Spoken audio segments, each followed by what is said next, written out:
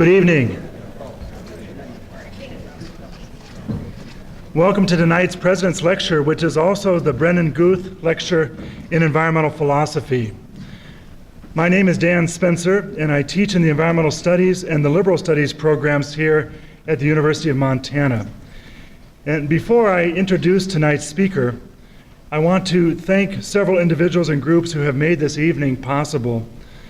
Thanks go first to President Dennison for continuing to support an outstanding series of speakers under the President's Lecture Series, and also to Professor Richard Drake, who works tirelessly to select and get the speakers here, although he himself is in Rome, Italy tonight and can't join us. Tonight's lecture is also the Brennan Guth Lecture in Environmental Philosophy, and I would especially like to thank the members of the Guth family for their generosity in supporting this lecture. Brennan Guth was a student of philosophy here at the University of Montana and was also a world-class kayaker who died in March of 2001 while kayaking on the Rio Palguin in Chile. I never knew Brennan personally myself, but I was here in Missoula and I remember well the effects of his death on all who had known, loved, and respected him, here in Missoula and well beyond. Brennan spoke to these folks often about how his love of kayaking integrated with his love of philosophy and his concern for the well-being of the earth. He believed that, quote, kayaking does instill an environmental ethic. Kayaking fosters greater river awareness and appreciation because you're really interacting with the river one-on-one. Philosophy professor Albert Borgman, Brennan's close friend and mentor, said of Brennan, although he could have been a fine philosopher, he decided to realize his philosophical, moral, and environmental convictions in an active life as a superb athlete and a wonderful teacher. About this lectureship that honors Brennan, Professor Borgman notes, through the lectures, Brennan's spirit will continue to make this a better world.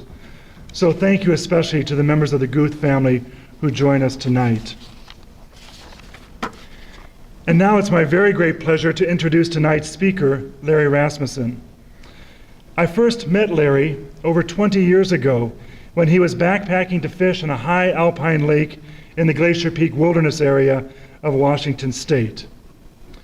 Larry was the resident ethicist that year at Holden Village, an ecumenical Christian retreat community that has a particular grounding in issues of spirituality, social justice, and environmental sustainability.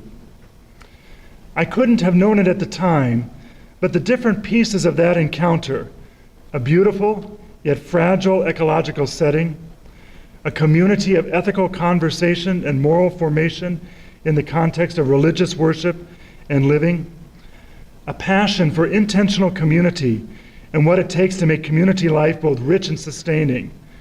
These pieces and more have shaped Larry's distinctive voice and contribution to the moral debates and conversations that confront our world here at the dawn of the 21st century. While I was just discovering these issues in the early 80s, a glance at Larry's prodigious list of writings reveals that he has been dealing with these questions long before they became visible or popular in wider society. Larry early on recognized the warning signs of the breakdown of a society based on ever-increasing levels of consumption, which led to his co-authoring a book in the early 1980s titled The Predicament of the Prosperous. 25 years later, he followed this up with his Ethics for a Small Planet, New Horizons on Population, Consumption, and Ecology. He's an internationally known scholar on the mid-20th century theologians Dietrich Bonhoeffer and Reinhold Niebuhr, and he has used their analysis to frame the central moral issues of our time. His 1996 book, Earth Community, Earth Ethics, was awarded the prestigious Louisville Grawemeyer Award as the most important book published in religion that year.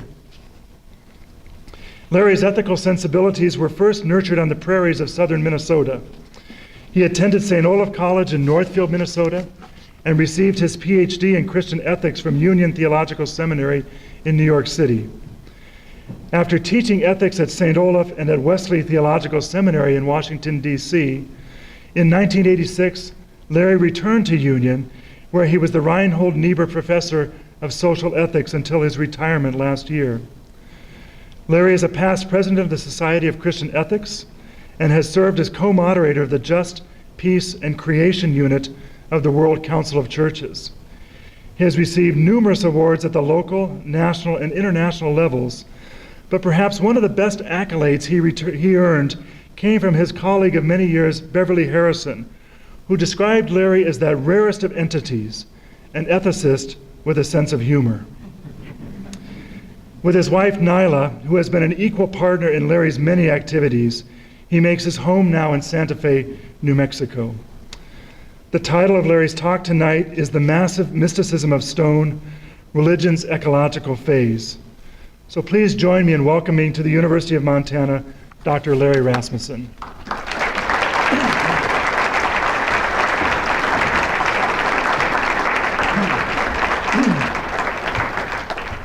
Thank you. It's a joy to join an old friend, Dan Spencer, and you here this evening. The cabin attendant on the flight in last night announced, "We're initiating our descent into Montana." I had hoped for something more specific. It's a special honor to give the Brennan Guth Lecture in Environmental Philosophy in the President's Lecture Series here. In the Southwest, where Nyla and I live, most everything belongs to the lunatic fringe. But then Annie Dillard says the whole of creation is just one big lunatic fringe. So I'm glad to join you in your particular patch of the lunatic fringe. The evening service of Rosh Hashanah, commencing the days of awe, includes a prayer entitled, "We Will Never Forget You." The congregation remembers their ancient beginnings as a rather irascible people gathered at Mount Sinai, and this is what the prayer book says. "God of our people, hear our prayers. We who speak are Jews. Remember the bush you kindled once in the desert air years ago on Horeb's lonely sand, that fire you lit to set the centuries aflame, and say to us your endless perfect name, I am what I will be. It burns eternally now, that light, upon our altars now against the night, and there are deserts still. We are the Jews. We do not forget. Remember the words you spoke in stone and thunder. The mountain smoked and the dismayed multitude stood off, hearing the first time the words they could not refuse, fearing the burden and that God had set them into history. And there are mountains still. We are the Jews. We cannot forget. We come here then, but something far more deep compels. The ancient desert dream we keep, a people touched by God, a certain grace that tells of you. We are locked with you in old identity, remembering the lightning of that place, something in us of your awesome presence, something of that mountain's thunder still. Love us as much as we will let you. We are your Jews. We will not forget you. This is the language of religion, and it is the language of nature. That link is probably the oldest one in religious discourse, since most all religious symbols originate in nature. The sacred mountain, the crystalline rivers that flow from the throne of God or through Eden, the tree of life, the burning bush, the desert dreams, the words spoken in stone and thunder. The Rosh Hashanah language is also the language of identity. Locked with you in old identity, the people say. Religious language is invariably so. It says we are born to belonging, and we hold citizenship in a cosmic community that far surpasses our abbreviated moment in time. Often religious symbols from nature and religious language about identity weave seamlessly together. As in Isaiah, "Listen to me, you that pursue justice and goodness. Look to the rock from which you were hewn, and to the quarry from which you were dug." The language of religion is also the language of metaphor. We remember the words you spoke in stone and thunder. Look to the rock from which you were hewn. Obviously, this is not the language of science and not the language of literal fact. This is the language of the soul. It's the language of the prayer book. It's the language of poets and scripture and of a tradition like St. Patrick's. We rise today through the strength of heaven, light of sun, radiance of moon, splendor of fire, speed of lightning, swiftness of wind, depth of sea, stability of earth, firmness of rock.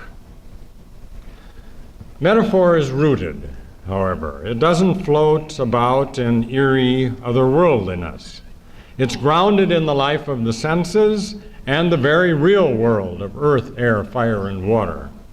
The power of religion is zip. It's nada, it's nothing, apart from the experience that reaches for expression in rooted metaphors. I've chosen one of those metaphors, namely divinity speaking in stone and thunder, to take you on a journey. The journey is into religion's ecological phase. This movement is provoked by a planet in jeopardy at human hands, a world in which what we now throw at the rest of nature is as fateful as what the rest of nature throws at us. Or more precisely, a world in which the two, what we throw at the rest of nature and what the rest of nature throws at us, are inextricable, for better and for worse.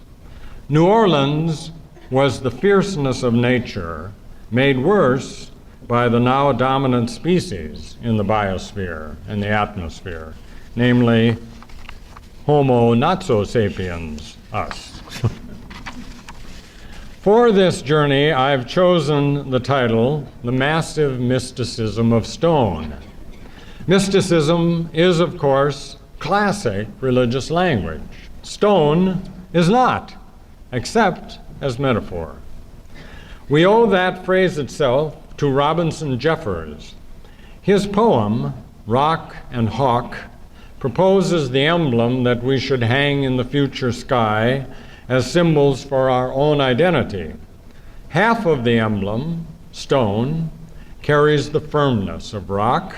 The other half, falcon or hawk, carries a keenness of eye and then free transcending movement. Here, a portion from Robinson Jeffers. Life with calm death, the falcon's realist eyes and act, married to the massive mysticism of stone, which failure cannot cast down, nor success make proud. But my purpose isn't Jeffers. I'm not commending falcon and rock as guiding symbols. I'm using his phrase, the massive mysticism of stone, to segue into religion's ecological phase. And I will do this in two ways. The first will simply explore the rootedness of religious metaphors drawn from nature by viewing these objects themselves in nature or in the human use of them in the built society. And my conviction is that inner and outer landscapes mirror one another. Desert spirituality mirrors desert landscapes and desert living. Mountain spirituality mirrors mountain landscapes and mountain living. But let's see why religion's ecological phase draws readily and deeply from the natural world and has always done so. Secondly, I will briefly introduce a few religious communities that exemplify religion's ecological phase. At the same time, I'll say something about the deep religious traditions shared by many religions that speak to forces that are destructive of Earth's communities. This is the first photo. I'm not going to offer the pristine landscapes of the great nature photographers. They're stunning. Ansel Adams at Yosemite Dome or Stieglitz with O'Keeffe in northern New Mexico. And the omission is deliberate. Our attention is to the warp and woof of inner and outer landscapes in the work of human communities embedded in the community of all of life. And the majority of human beings now live in urban areas, with the majority of those living within 30 miles of a coastline or an inland waterway. So appropriately then, this first photo is at Broadway and 121st Street in Manhattan, in the quadrangle at Union Theological Seminary. Here the sun shines on Manhattan schist, the hard metamorphic granite making up the plateau of Harlem Heights. Its veins are the worn remains of ancient mountains. Naked outcroppings of this bedrock can be found just a stone's throw away in Riverside Park, where you can still easily see the glacial tracks, as though it were a geological yesterday, which it was. We're on the heights because schist erodes more slowly than the neighboring Inwood marble. Manhattan, which means either island of little hills or place of general inebriation, take your pick, is home to skyscrapers because glaciers like great Brillo pads scoured everything 30 to 50,000 years ago to leave the bare bedrock topside. Now, Long Island is not home to skyscrapers because it's the world's largest glacial moraine, Glacier's version of the dump. The stone you see was quarried on this very site. This is ancient schist, dug, cut, and restacked. By this very solid measure, this corner is about 1 billion years old. That's almost mystical. The mystical, I add, is not the invisible, but the visible. The mystical is not beyond our senses. It is in and through them. You need only have an incarnate sense for mystery and divinity in the details. Exit the quadrangle to the nearest trees on the nearest street on Broadway itself. No, that's not what I wanted.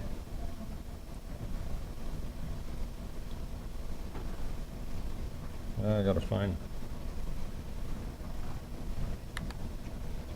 Thank you, John. I'll get rid of that one and then just push page down.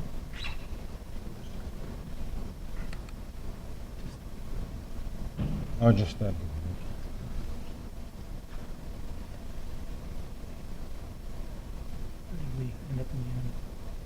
That is. Okay, so it's the right-hand one. Yep. Thank you.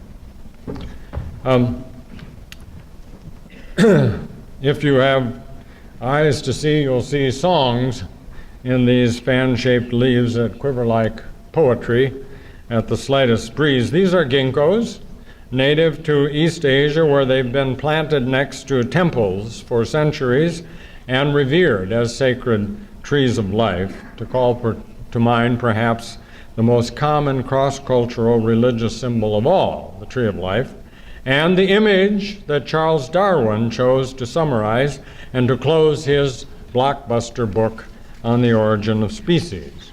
These yellow leaves have shimmered in the sun longer than those of most any living species. Ginkgos are living fossils, the only remaining species of an order that belongs to the Mesozoic age of 225, 265 million years ago. They predate evolution's division of deciduous from coniferous trees. And together with the Manhattan schist right next door to that tree, they were here millions and millions of years before the first theologian appeared, which was only about 10,000 or so years ago. So my first point is this: religious discourse, God talk, if you will, that doesn't include our star, the sun, ginkgos, and schist and their seniority, and that doesn't take into account our own very recent arrival, showing up rather late for work, is simply quaint. Human-centered God talk is impressive only in the wee littleness of its world and the kind of super slurpy size of its hubris. Of course, this isn't the first time that huge egos cohabited with wee little worlds, and it probably won't be the last. Big egos and little worlds seem to go hand in hand, often in quest of fortune and empire, just as a humble and grateful sense of self often seems most joined with the mystical sense of being at home in the vast cosmos itself. Let me say this a bit differently. Were this lecture not entitled The Massive Mysticism of Stone, it might have nodded to the ginkgos here and been titled The Consolation of Living Fossils. We belong to an order of being that includes us but far surpasses us in time and in space. 50 to 100 billion galaxies, each with a like number of stars, some of them still forming after 15 billion years. And yes, an order of being that surpasses us in meaning as well, of which our anorexic imagination has only crumbs, a grain or two, glorious smidgens, but smidgens nonetheless.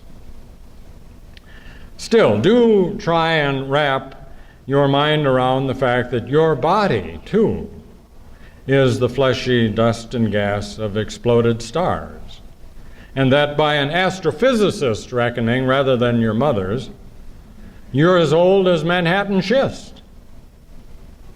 It's almost mystical.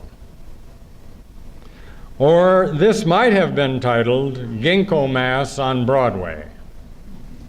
The molecules you breathe are the same molecules that the Buddha, Moses, and Muhammad breathed. And the oxygen you inhale as the breath of life is the gift the ancestors of this tree of life gave 100 million years ago to help create a life-friendly atmosphere, the one that we're presently warming in dangerous degree with our many. Not live without them, and you won't. Let's pause to illustrate a religious sense of landscape. For that, you might listen to the songs sung by Celts from the days of Patrick, Columba, and Bridget. Like all good spirituality, theirs is carefully attuned to place. Effective spirituality is always carefully attuned to landscapes, both inner and outer landscapes. It respects them and it reflects them. Minus an ethic of physical enchantment with place, you're rootless, you're adrift, you're lost. You're left with what a colleague calls the mauling of America and its strange sense of a nowhere that is everywhere. There's no there, to borrow from Gertrude Stein, but applied to the mall. Now, with a little luck here.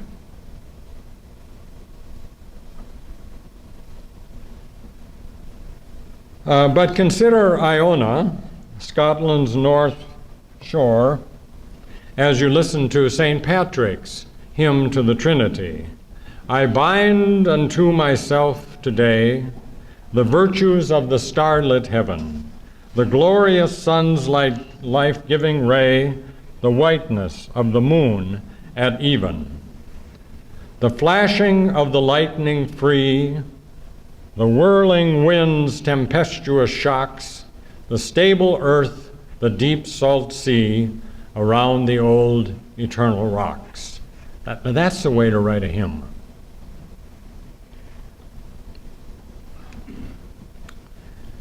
I conclude this portion with a paradox. Much religious language, perhaps especially in the monotheistic traditions, has grown severely anthropocentric. It tells its great stories as though the only worthy axis is one with people on one end and God on the other. At the same time, and despite this axis, religious language has always borne a universe story about cosmic community. It speaks of the origin and destination and transformation of all things in the heavens and on earth. And to do this, religious language has forever chosen prominent features from nature to capture and chart the journey of the human heart and soul. What is happening now in religion's ecological phase is the conscious recovery of this most ancient and most enduring dimension of religious language. And it does so in order to marshal religious resources for earth-honoring faiths on a planet in jeopardy. Now, I'm going to finish with a snapshot of communities and the earth-honoring religious traditions they draw upon. Let me introduce you to Leroy Hedman. Georgetown Gospel Chapel is a small, independent, evangelical and Pentecostal community church in a working-class neighborhood much too near the Boeing test field and a hazardous waste facility in southwest Seattle. It's home to Asian, Hispanic, African American, Anglo American, and Native American congregants. Georgetown Chapel was the first EPA Energy Star congregation, and its sign introduces Leroy. Leroy Wendell Hedman, pastor and master composter. The sign bears the chapel's motto as well, preaching the gospel and replenishing the earth. When my ecology and ethics class first met Pastor Master Composter Hedman, he spoke softly, though like some of his parishioners, he is partially deaf from too many years of low-flying Boeing jets being tested directly overhead. And here's how he began. Let me tell you about my neighborhood. 160 million years ago, this neighborhood was largely, and we talked about how the neighborhood looked 160 years ago. But then, about 100 million years ago, that changed dramatically, and there went the neighborhood. And he told us about that. And then about 50,000 years ago, we experienced another transformation, and on down to the first human neighbors, and then into the present community. That's how he thought about his neighborhood. The ministries of Georgetown Chapel are community gardening, adopt a street cleanup, anti-crime work, toxic waste site cleanup advocacy, free exercise equipment, community-based meeting facilities, food benevolence, free counseling, free garden and composting training, and foreign mercy missions. 2 furnaces have been replaced with solar heat, and that in Seattle. The electricity bill has been reduced by half. Rain barrels harvest water for spot watering. Parishioners plant, weed, and harvest the church gardens and care for the small adjacent cemetery. Now, this becomes fascinating. The cemetery can only accommodate urns of ashes, but interestingly enough, a number of congregants now have asked that their ashes be tilled into the gardens. All this is very low budget, and all of it draws deeply from ascetic Protestant values of thrift, conservation, frugality, and community labor. Georgetown Chapel has a core set of religious values and a very large vision, preaching the gospel and replenishing the earth.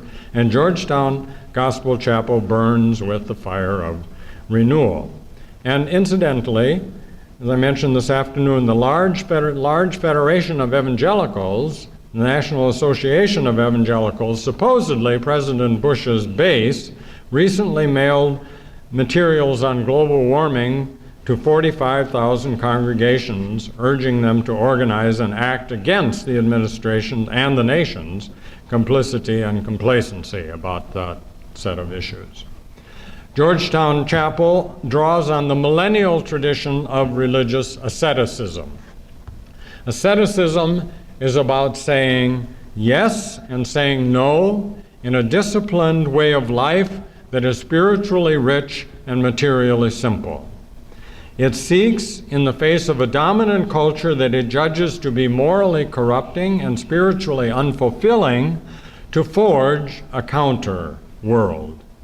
Resistance to distracting and corrupting attachments, ostentation, conspicuous consumption, loose sex, goes hand in hand with constructive efforts to embody harmony with nature and society in the details of life, in clothing, in diet, in agricultural and healing practices, in governance, in art, in architecture, in liturgy. The kind of asceticism most needed now is one that loves the earth fiercely in a simple way of life, with disciplined and heightened senses for the sacred, the holy, and the awesome in life. Asceticism's challenge as a deep religious tradition is utterly clear. It challenges arrogant consumerism and materialism advertised as the good life itself. The stark reality is that globalized consumerism may well be killing the planet in both material and spiritual ways. Let me introduce you next, as we did this afternoon for some, to the Reinhold Ecological Sanctuary in Baguio City, the Philippines. On a July afternoon in 1990, the ground of the fabled Cordillera Mountains shuddered, heaved, settled, and slid. An earthquake laid low the city of Baguio, city of pines. The Reinhold Sisters convent was leveled too. The sisters decided to rebuild, but instead of a convent, they built this beautiful, simple bioshelter where you listen to the rainwater from the roof as it passes through the pillars of the bioshelter chapel on the way to the wetlands that the sisters are restoring in the little valley nearby. And the sisters, with the community, have established an ecological sanctuary atop their hill to preserve the 200-year-old pines that are everywhere being lost to deforestation as Baguio City grows. Deforestation and strip mining are also destroying the lands and cultures of the tribal peoples with whom the Marionollers have long worked. As they continue their advocacy work with the poor, Marionollers and guests open their meetings at the Environmental Theater, where students from the sanctuary's School for the Deaf dance earth prayers, casting out the spirits of hopelessness and helplessness, invoking the spirit of repentance and renewal, and then offering a basket of rice, the staple of life, to God in gratitude for life. And anytime you wish, you can take a meditative walk around the mountaintop and pause at each of the 14 stations of the cosmic journey. That's the sisters' version of the Roman Catholic 14 stations of the cross. Except here, the first station is the Big Bang. The second is the emergence of Earth. The third is the emergence of life from the seas. The fourth, the emergence of dinosaurs. The fifth, the emergence of humans, etc. And these mark, I use their language now, the flaming forth of the universe from the heart of God and as the primordial revelation of God. The entrance gate to the cosmic journey is a humorous response to Dante's sign over the gates of hell, which says, as you know, all who enter here abandon hope. The ecological sanctuary's entrance gate is all who enter here enjoy. In any event, it all comes together for Marionollers: social justice, peace, and environmental well-being. The sanctuary addresses the real axis of evil in our time: poverty, war, and a degraded planet, by drawing upon science's common creation story and religion's cosmic journey and putting them together. The Marionollers belong to a growing federation of women's religious orders called the Sisters of Earth. Their contribution to religion's ecological phase is a revisioning of the deep interfaith traditions of sacramentalism and mysticism. In the sacramentalist traditions, which is shared across many, many faiths, the great theme is life as the unmerited and awesome gift of God and the medium of grace. Its story is one of a God beyond dimensions that we can ever know, yet a God as near as the grain and the grape, the water and the soil and the oil. Sacramentalism is the antithesis of the working theology, if you will, of modernity's institutions and practices. Modern institutions and practices assume an utterly plastic view of nature. Nature is simply natural resources.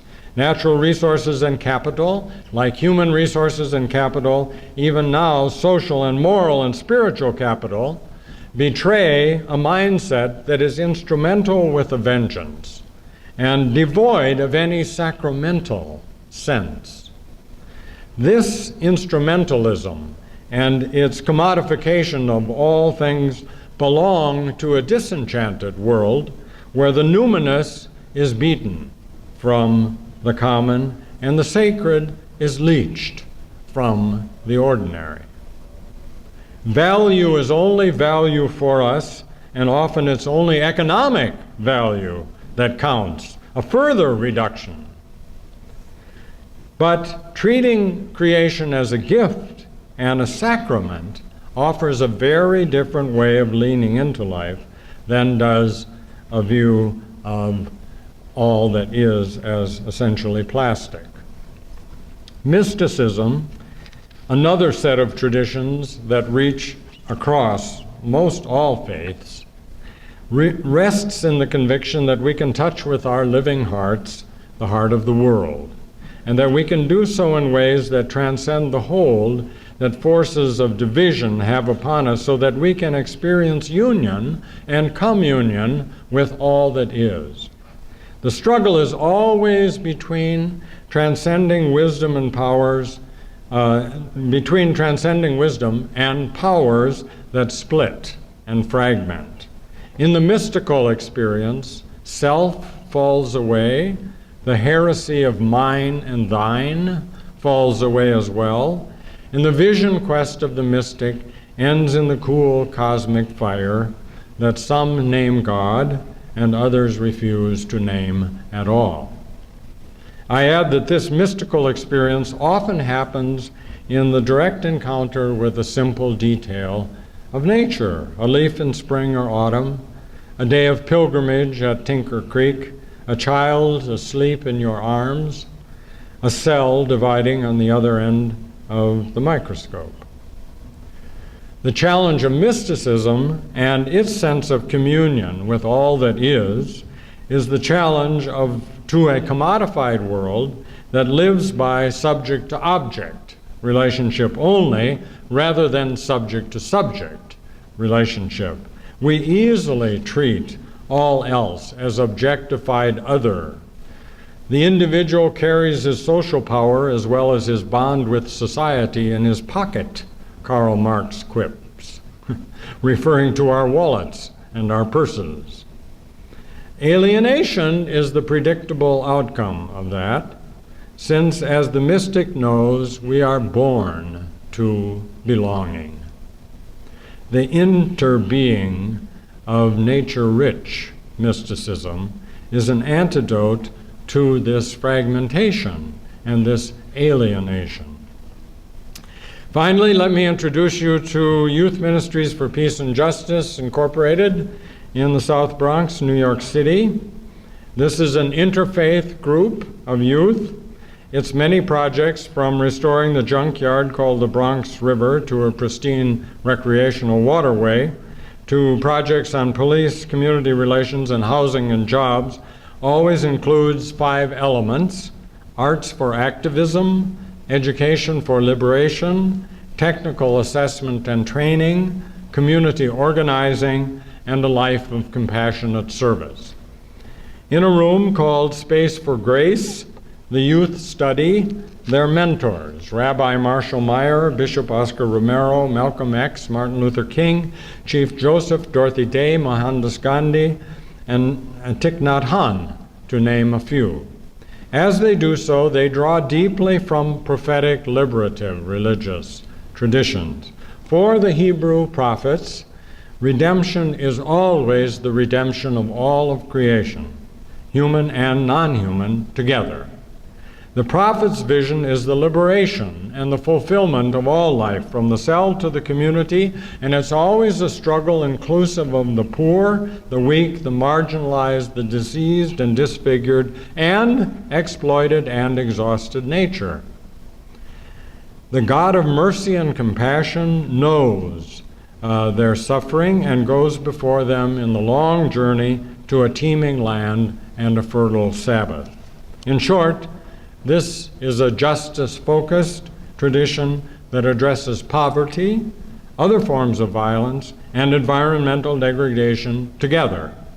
With some tweaking, it offers an account of human responsibility and power that encompasses the biophysical, even the geoplanetary, as well as the socio-communal. A further survey would also show how these deep traditions of asceticism, sacramentalism, mysticism, and prophetic liberative practices converge, mix, flow. The Maryknollers had all four of them in their work. But we must close. Perhaps you've heard and seen just enough to catch the Rosh Hashanah's days of awe sense of the words you spoke in stone and thunder, and Robinson Jeffers' Life with Calm Death, the falcon's realist eyes and act, married to the massive mysticism of stone, which failure cannot cast down, nor success make proud. Both of those belong to religion's new ecological phase, as religious communities now draw on religion's oldest languages of nature and identity together. Thank you.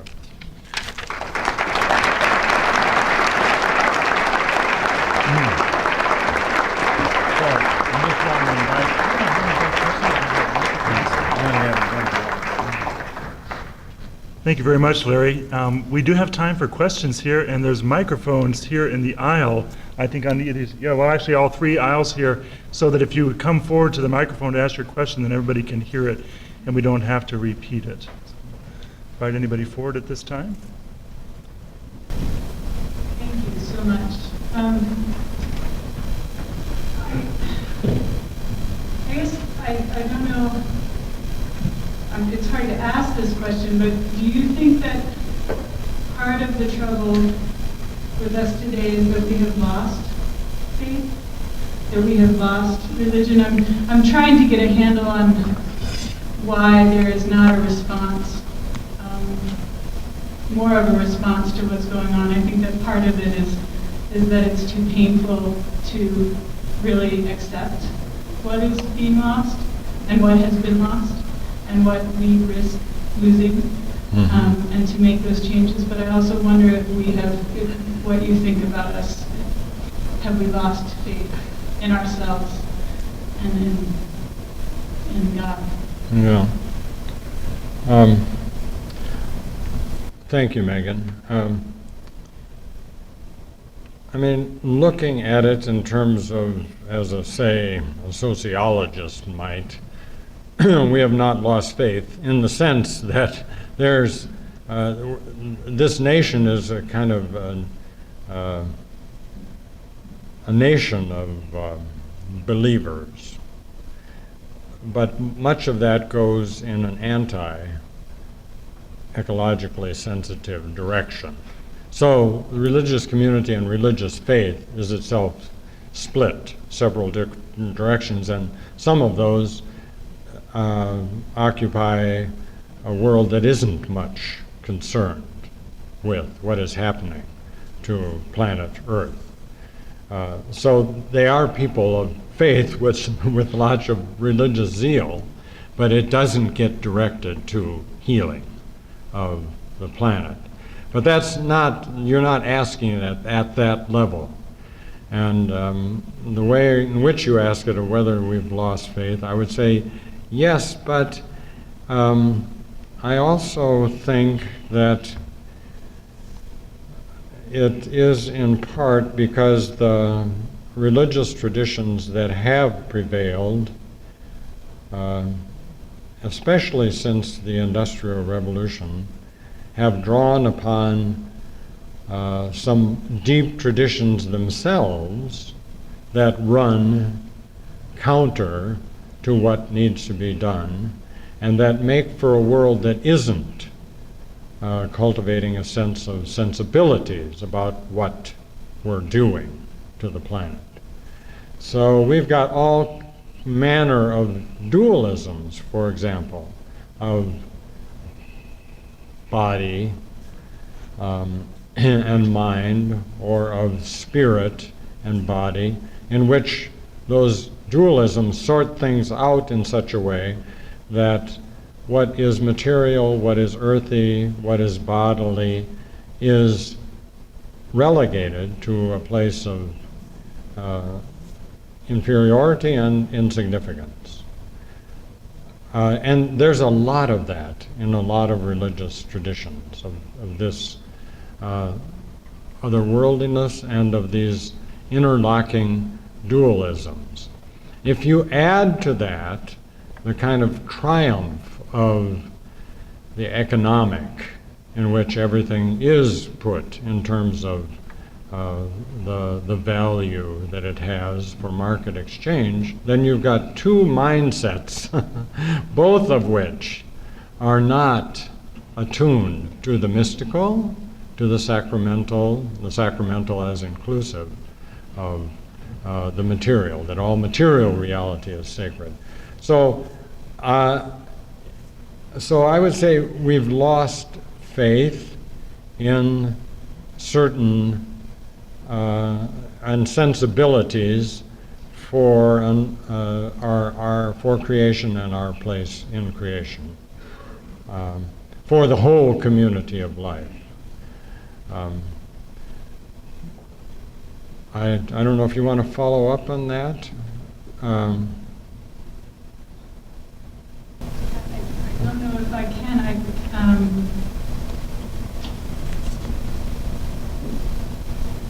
I guess I have a sense that, I mean, from people that I speak with who are doing incredible work to change our course, to try and build something new and different, there's a sense of, I think, losing faith in humanity, losing faith in ourselves, and in that I think we lose faith in God, we lose faith in the universe, we lose faith in all of life. If we say, for one, that we that humans have no place here, or we can only do destructive things. And I think that's what that separation creates, and that's where we've been coming from for many generations among us in this culture, is a very a sense that we can't do right, that we can't live well. And so when I say loss of faith in God, I also mean loss of faith in humanity. Yeah. There may be a real paradox here, because the spirit in much of the world in the last couple of centuries, especially in the West, has been a very Promethean spirit, and a spirit bent upon transformation of the world around us in accord with an image of our own image of the world, and a sense that we can control the environment, and then experiencing the fact that we cannot. We may still be living by this very Promethean spirit, but with the knowledge that we are not up to the task, and that the path is a destructive one. So that it may be a kind of paradoxical faith in us that turns out to be a misplaced faith, and we don't know what to do in the face of that.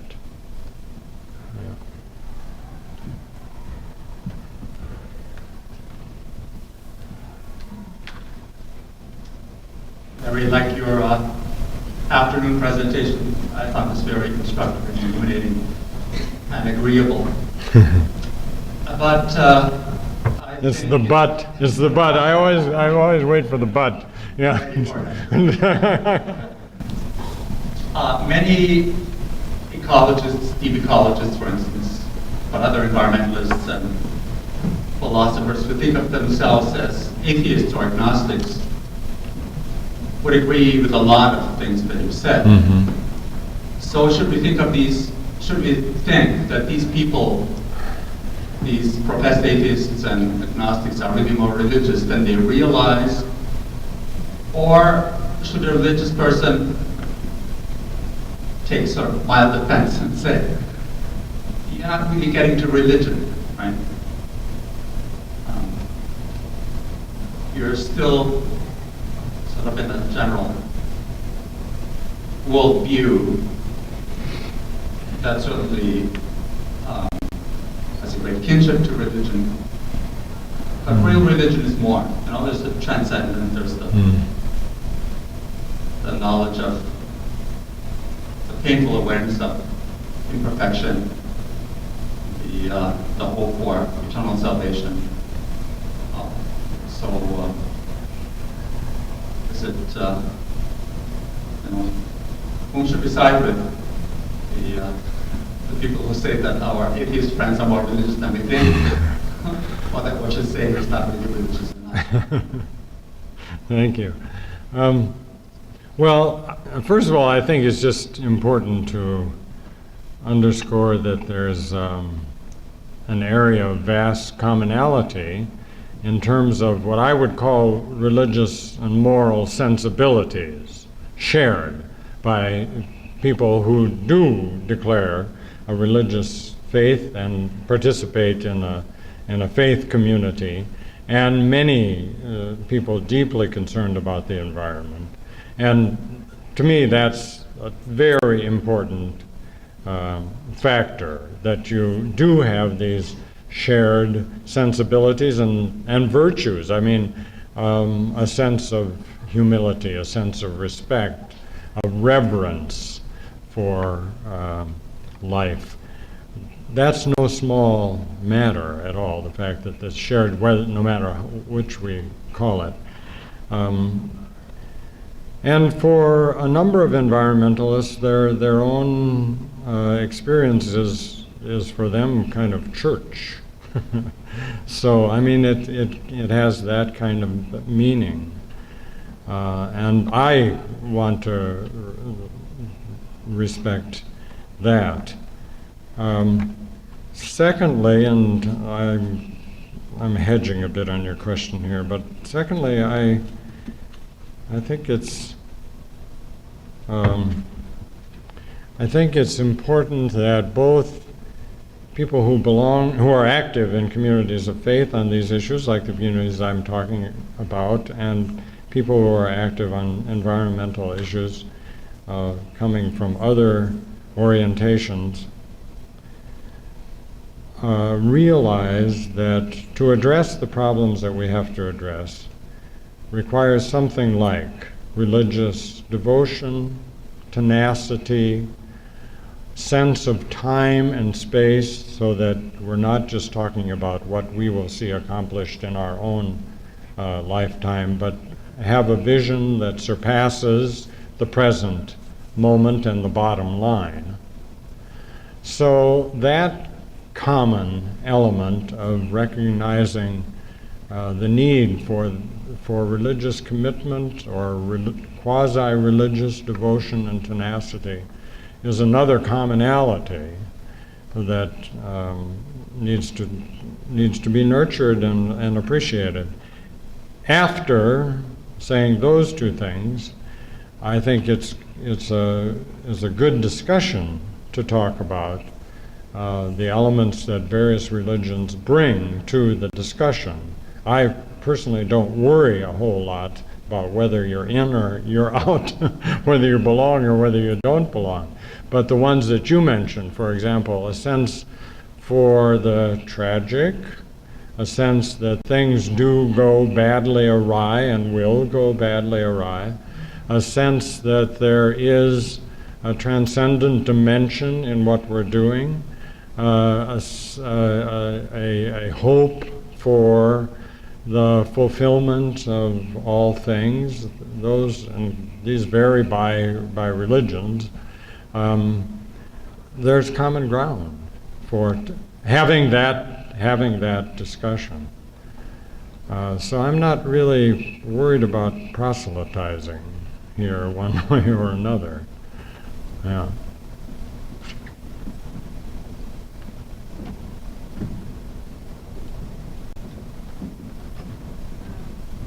Dr. Rasmussen, you mentioned this afternoon that in order to be successful, we have to embody in concrete practices what we're advocating for. Yeah. And I have this restless feeling that we need to do something non-violent but drastic. And I keep wondering, what should we do? And then I think of Gandhi and what he did. They all stopped buying the fabric that the British, had to make, and they started spinning their own cloth. Yeah. And I have this feeling that we need to strategically think of something non-violent and drastic. Yeah. Nicely put. It was also Gandhi who said we must be the change that we seek. And that just underscores your point of finding the concrete practices and embodying them. And the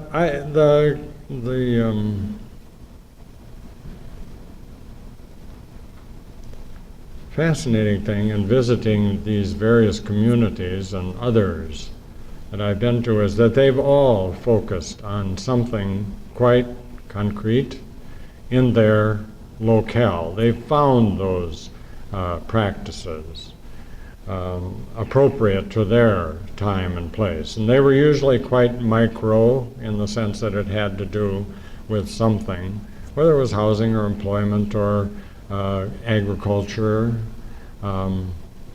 sustainable agriculture in their community. I mean, they found those practices. And what it did in every case was overcome their feelings of there's nothing we can do, overcoming their feelings of being overwhelmed. I never found any of those communities, no matter how poor, that weren't hopeful. And they were hopeful because they found a way to do one thing, or two things, or three things. So that hope and energy had nothing to do with the kind of analysis of how good or bad things are. It had to do with, have we found something we can do? And they did. That was the key. You're right that is the search. And and I mean, there's fortunately now there's all kinds of things going on where one can get some help and deliberating about what is it best to do. And it needs to operate on several levels at once, at one time. It needs to be something very tangible for the folks involved and responding to their deepest yearnings and their interests. I think it also needs to be intergenerational, involve the kids as well as others, and use the best knowledge that you've got in the community, as well as something that can be communicated easily and be made accessible. So then it needs to be that kind of local character to it. Whether you're the Gandhi thing, the other thing for Gandhi was salt, march to the sea for salt, and instead of calling a strike, he said, we'll just have a day of prayer. Well, that was, and fasting, and they shut down the whole country with just fasting and prayer. I mean, he was ingenious at these sorts of things. And then the other one also has to work, though, at larger systemic levels, and the progress is incremental, but one can't be simply local in one's address of this. So if you're working on reforestation, or you're working on addressing poverty issues locally, one has to also be working at a policy and systems level on those things, and that will be the special work of some people and not of others, but people understand the connections.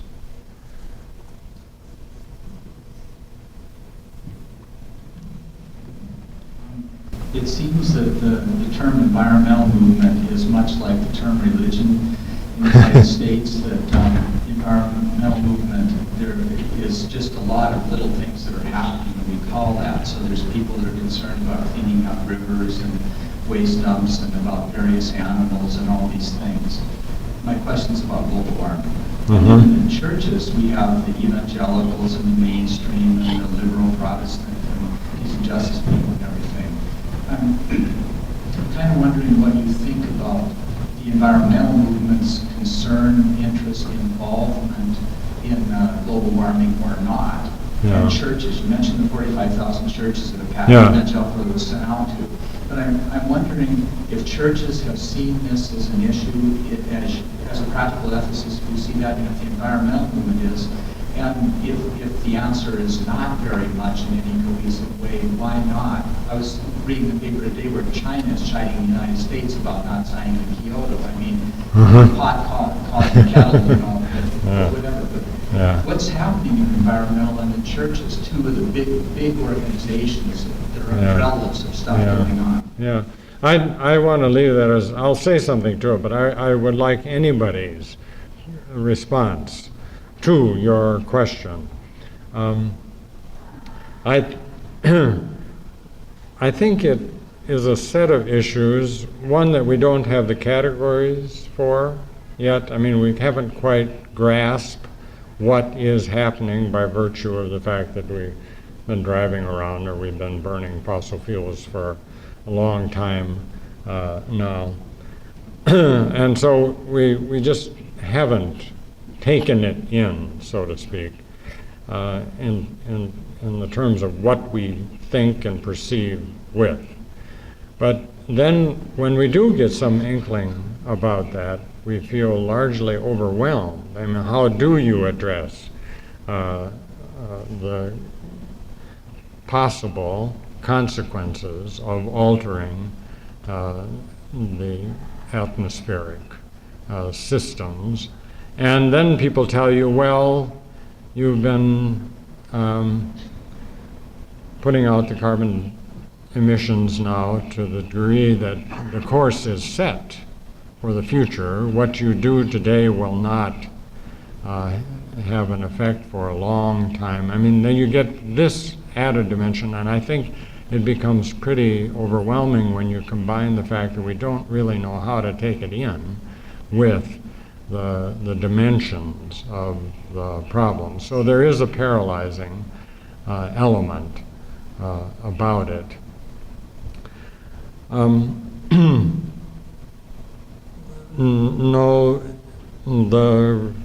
Well, it depends on where you go, and there are religious communities in other locations that have been out in front on global warming issues for a while, and they're usually making common cause with environmentalists.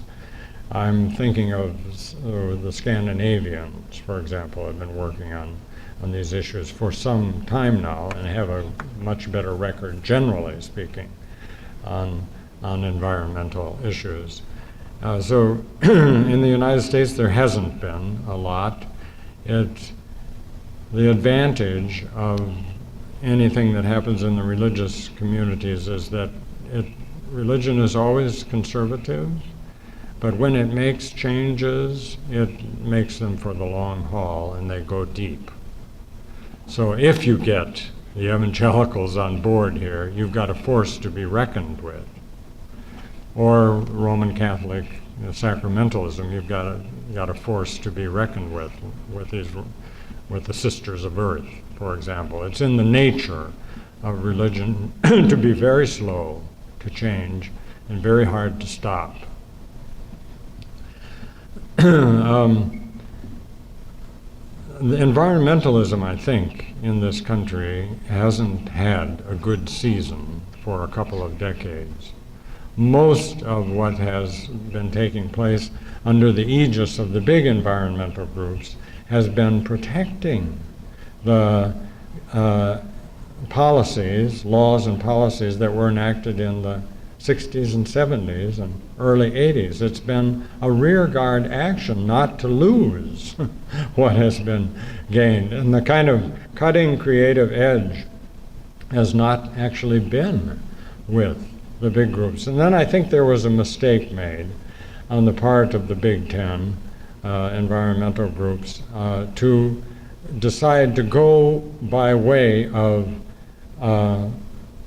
interest group politics, advocacy in the Washington style, and by way of litigation to keep or try to extend those gains.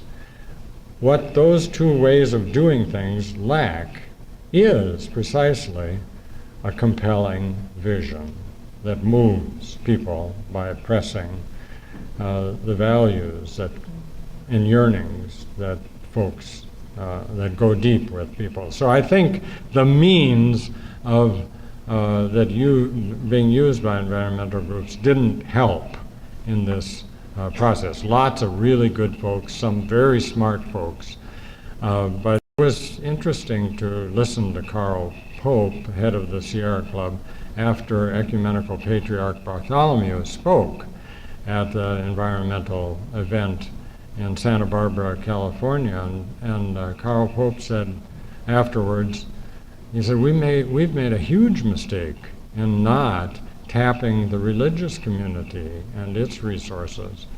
And in fact, Sierra, the magazine for the Sierra Club, ran a special feature a couple months later on green religious environmentalism. So I know that I'm not answering your question really directly. It'll be slow in the religious community. The environmental community needs to find a different and more compelling visionary language. People do vote values. Let's take one more question. Yeah. Take a question here.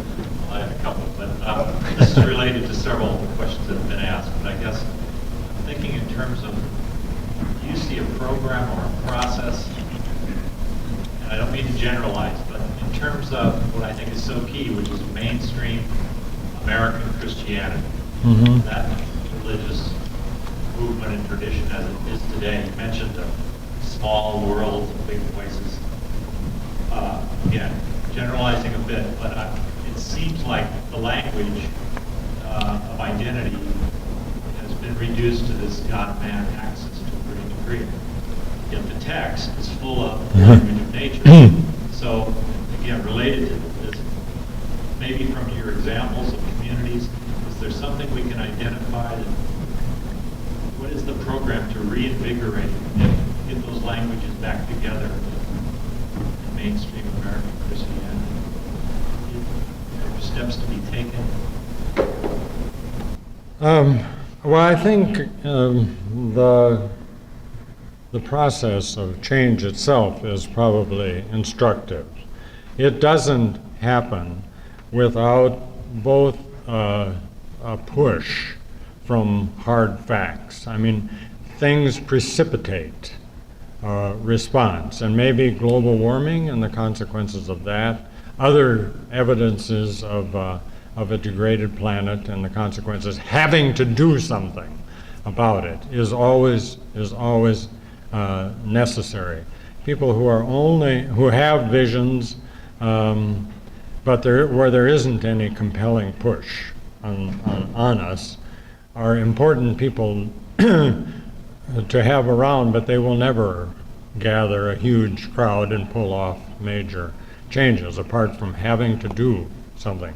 But if you only have the push of brute fact and condition, and you don't have the lure of an alternative way of life or an alternative to the way you've been living, you don't get anywhere either. You only get entrenchment and people fighting with each other over what's left. So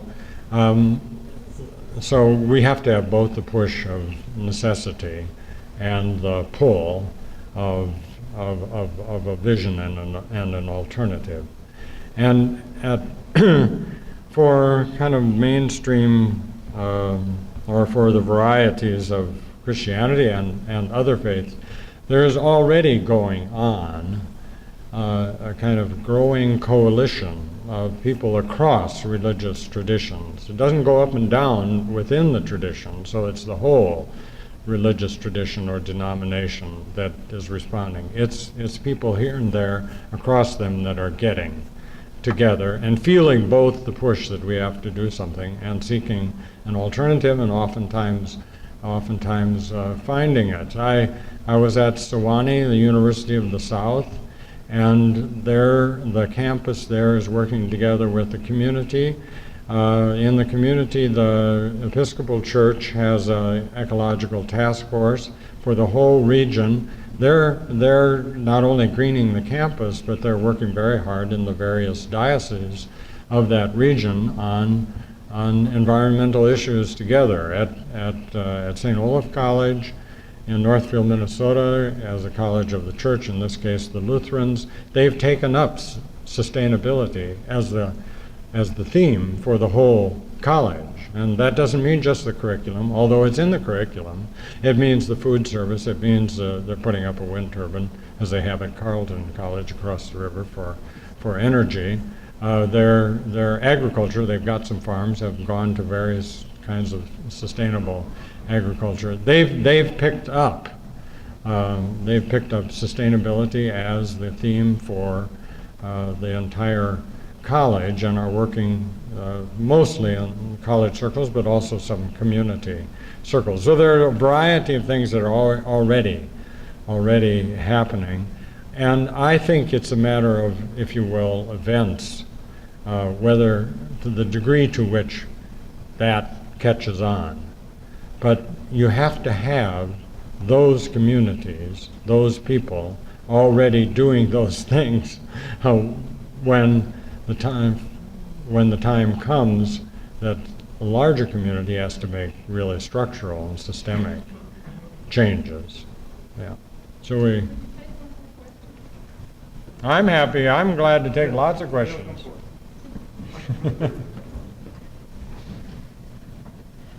I've had one question burning in my gut, I guess, this afternoon, and especially this evening. There's an element that I think we need to look at, and that is the role of women in all this. Mm-hmm. In the third world, World Watch magazine has illustrated quite well that when women have been educated in basic math, reading, certain agricultural skills and so on, they go on to make intelligent decisions that benefit the earth. Yeah. They manage their families, family planning is part of that. And World Watch is almost, well, there are one or two other places that have brought these two communities together. That is a concern for the earth and a concern for the well-being of women, which washes down into the well-being of the whole family. Mm-hmm. And yet I don't hear a whole lot about that in most larger settings. And at this point in this country, we're in kind of bad shape. Yep. We're losing a lot of our impetus for women. But I do think that that's a very important part of the environmental thrust. Yeah. Women seem to have a better sense of these things, so at least in the third world. Yeah, no, thank you, Gil. I just leave it as a comment. I mean, that's a demonstrable fact. That where you have had an increase in the education and choices for women, you've addressed a whole set of problems that have to do with the degradation of both of society and nature together. And I'll just say as an aside, and I didn't say it in the address at all, but a lot of the best work in thinking about these things has been done by ecofeminists. It's just a part of the same way of relating to the wider world. Okay.